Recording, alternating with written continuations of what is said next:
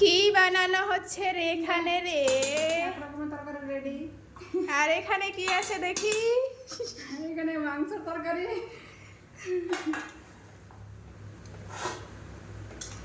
কে খাবে? মনীষা খাবে কি? মনীষা মনীষা রানী খাবে কি দেখি? বাপরে, দেখছে দেখ, বড় বড় চোখ করে দেখছে। ওই জল দেওয়া হলো। 15 মিনিট ঢেকে রাখি। এ পোলাটাকে তো নিয়ে পারাই যায় না, খুব বদমাস। একদম বদমাসের হাড্ডি।